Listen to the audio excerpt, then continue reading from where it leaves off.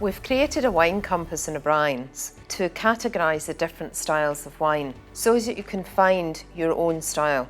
One of the most fascinating wine categories is sweet wine, and on our compass there are several styles within the sweet wine category. You can have lighter styles and richer styles. They come from all over the world and are made with different grape varieties, and they're all made in different ways. First of all, we're going to start with Safforn, France's most famous sweet wine, and probably one of the most famous sweet wines in the world.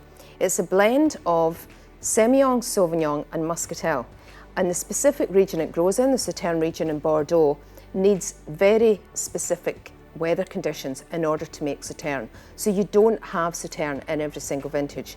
The vineyards are located close to the river, and one of the key factors about being located close to the river is those morning fogs which blow off around midday or around 1 o'clock in the afternoon, allowing the warm sun to ripen the grapes. So the moisture in the morning and the warm sun creates a fungus on the grapes called Botrytis cinerea. This is called noble rot, and that noble rot shrivels the grapes, reduces the amount of juice in the grapes, but allows the wine to have this delicious, fresh, but very sweet style.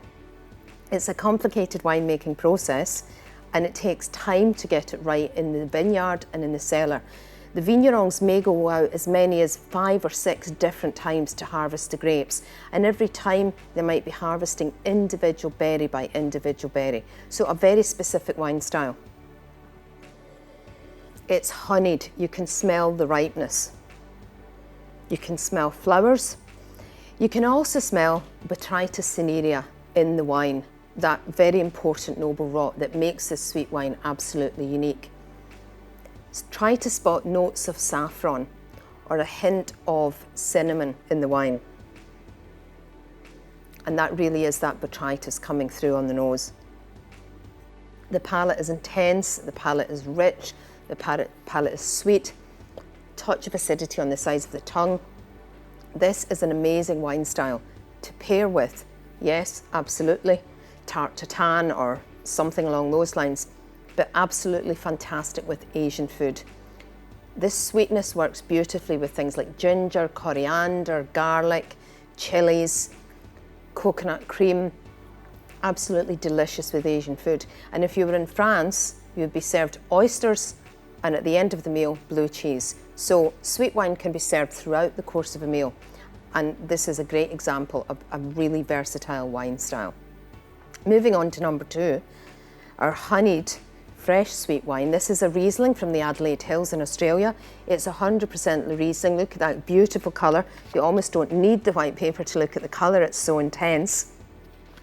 And these grapes are left on the vines to ripen for longer. So it's made in a slightly different way to the Sauterne.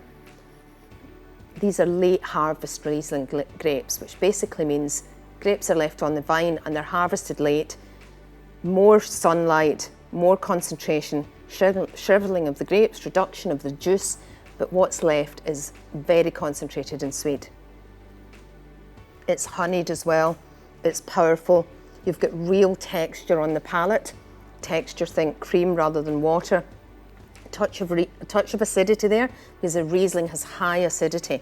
And the beautiful thing about this one, it's only 11% alcohol, so it's actually quite a light wine style. Again, matched with desserts, Thai food, blue cheeses, foie gras maybe, if you really want to treat yourself. Very versatile wine style. And then finally, another of our sweet wines. This wine is from Hungary, again one of the most famous sweet wine styles in the world.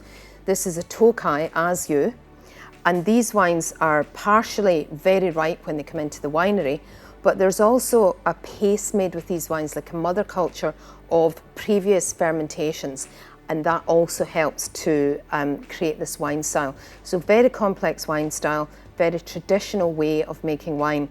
And the thing to look out for with Tokaj is it has on the label 5 petunias, and that indicates the sweetness. So if it's 6, it's going to be sweeter. If it's 4 petunias, it will be slightly less sweet. And that's an interesting thing that's very specific to Hungary and very specific to Tokai, is that there are levels of sweetness depending on how the wine has been made in the cellar. Again, you can see this fabulous colour. Raisins here, really concentrated raisin aroma. Again, you've got a delicious honey aroma. Bit of apple, to be honest, a bit of bruised apple. And as well as the honeyed sweetness in the palate, it's a touch nutty and a hint of savoury at the end. And again, all of the food matches I've suggested for the other wines would work very, very well. And even something like a pork dish with a lovely creamy sauce, that sweetness of the pork, the sweetness of the creaminess, they can complement each other really nicely. That sweet wine, don't just save it for Christmas time. It's a wine that, served chilled, can be absolutely delicious at any time of the year. And this is a style that you can really, really experiment with in terms of food matches.